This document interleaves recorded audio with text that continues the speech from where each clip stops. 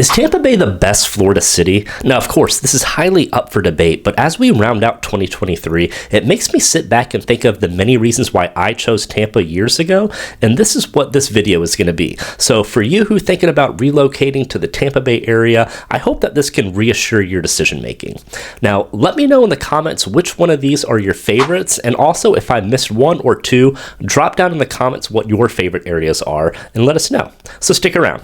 I'm Chris Johnson, your Tampa Bay realtor, and you may be watching this video thinking about relocating or moving around the Tampa Bay area. Well, me and my team would love to be your real estate resource of choice. Our contact information is going to be in the description below for when the time comes. Now, some think of the things I talk about are going to be seem like a larger in scale, but I'm also going to talk about some of the smaller points as well. So let's go ahead and just dive right on in.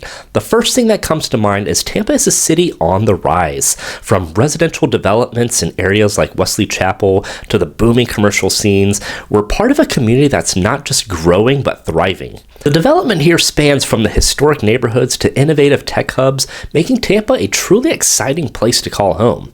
Now, as we see population continue to grow, development is also continuing from suburbs such as Wesley Chapel and Zephyr Hills. So if you're starting to think about more of the residential developments here in the area, these are going to be some of the well-known areas and areas that were once just cow pastures or even citrus fields. Now, areas closer to the downtown, such as the Heights District, is also seeing more development, such as redevelopment of the YMCA that will anchor a new section with retail, office space, multi-family housing. You've got hotel, and it's going to have a green open space nearby where Water Street and Midtown are located.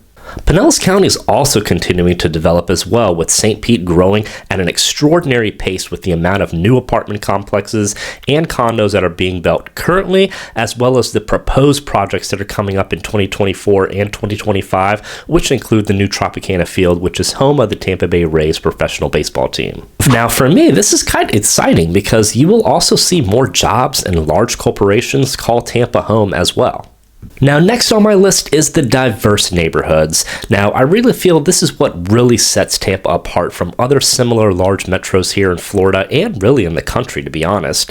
So whether it's the historic charm of Ybor City, the family-friendly atmosphere of West Chase, the trendy vibes of Seminole Heights, Tampa's main streets have something for everyone.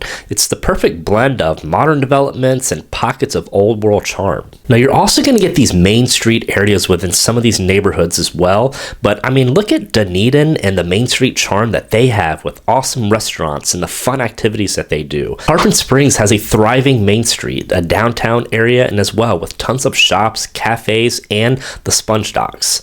Now, Safety Harbor also has a Main Street area with local eateries, shops, and bars, and as mentioned before, West Chase, they have their own West Chase Town Center with other shops and restaurants that are popping up left and right. Now, look at Gulfport in St. Pete. They have a recreational park and a beach with local eateries, bars there as well, which draw crowds, local crowds, and also tourists that come and stay in the local area.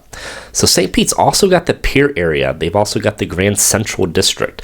We already hear the mentioned Heights District. That's anchored by Armature Works, a long-standing restaurant, Eulalie, which connects with Riverwalk. Got Hyde Park Village in South Tampa, and of course downtown as well.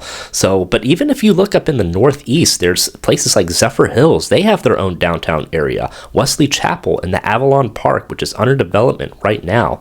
So Tampa is so unique where they have so many of these little pockets within neighborhoods that have these little Main Street downtown areas where you can find the localized cafes and shops that have been there for decades, so that these are many things that people desire in our area. Now, whether you're looking to be near a downtown or a Main Street area or strictly in the suburbs, you have tons of options that encompass the whole Tampa Bay metro area, all within a 30 to 45-minute drive from each other, really just depending on where you are in the list.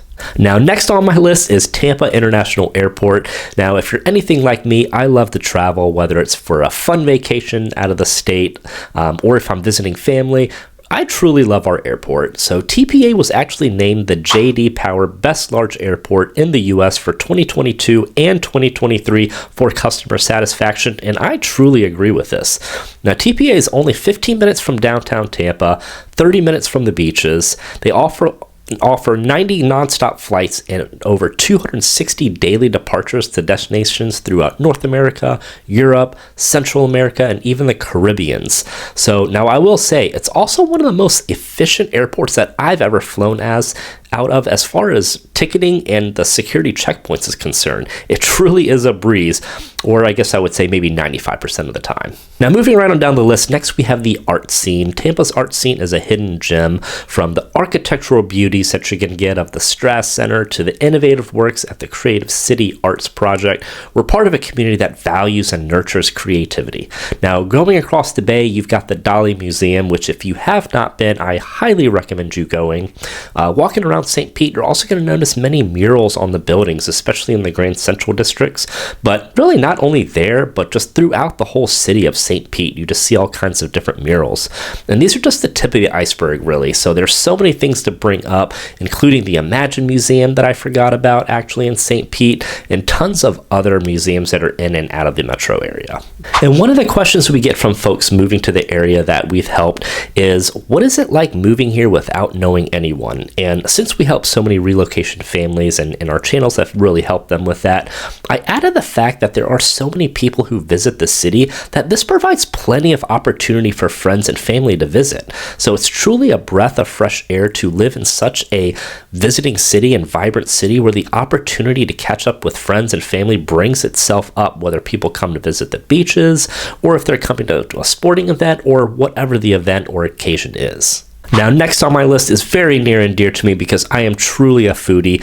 I love exploring new restaurants and going back to all my favorites throughout the metro. If you're a local, drop down in the comments. Let me know what some of your favorites are here in the area. I'd love to hear from them. Now, one thing we have consistently seen here in the Tampa Bay Metro is pop-up of new restaurants. I go on certain pages that I follow on Instagram, and I notice that there are always a new type of innovative restaurant, anything from sushi or new American, Pan-Asian. It's just all kinds of different vibrant restaurants that pop up. Armature Works is a great place that is a co-working, food hall type. They've got a rooftop bar, an outdoor yoga area. Now, let me explain. On the weekends, Armature Works does host many activities that go on. So they have things such as right now, the holidays. There's things going on out there. They have 4th of July events, and they do have an outside yoga area where they do yoga on the weekends. But Armature Works is cool for all of these many activities that they have going on, and they also have that food hall concept here. Another area that is kind of like that is Sparkmans Warf in the Channelside district. Not quite a food hall, but you will find multiple eateries and ice cream shops all in one area, a stage where they have band as well, and it's just right off of the water. It's a great place to blend many different flavors and eateries all into one. Now, outside of the food hall, you still have great options downtown. You've got my favorites such as Boulan. In Midtown, you've got Ponce and Hyde Park. There are multiple places to choose from. One thing that pops into my head is Fort Beachy. St. Pete also has tons of options all throughout the downtown area. And you also can't forget Ybor with the many diverse restaurants they have in this historic district. So the great thing about all of this is all these places I have mentioned are local and they're not chains. So this is just a sentiment to our city and how community-based we are, because everyone truly does support these local eateries and really do offer some of the best that Tampa Bay has to offer. Now, I really cannot do this list without leaving out the beaches, so it's obviously no secret that Pinellas County beaches are truly some of the best in the nation. This was one of the main reasons why I moved here a few years ago, and I was really raised on going to the beach, so it's something that's near and dear to my heart as well. So whether you want to visit areas like Clearwater Beach, where you're never going to lack any type of activity because there's truly so much going on there, or if you want something a little bit more quieter, a little bit more quaint, you've got things like Indian Rocks Beach and Madeira Beach, which are my personal favorites. Really cannot go wrong. So our barrier islands offer tons of options from Clearwater all the way down to Tierra Verde. And if you have a wild hair and you want to travel down into Manatee County, Anna Maria Island is going to be definitely one that you want to visit as well. Now, even though we aren't Orlando, depending on where you live, so let's just take Wesley Chapel, for example, you're so close to the theme parks in Orlando. I mean, think about the amount of people who actually fly in from different states to go to these theme parks, where you can just drive for a little bit over an hour and you can be in the Disney parks or the Universal parks. Even if you don't want to ride the rides or you really don't care about the fantasy side of things, they offer so much there. So it could be a great for entertainments, different shows, something that you can do for a night out, even wine festivals that they have.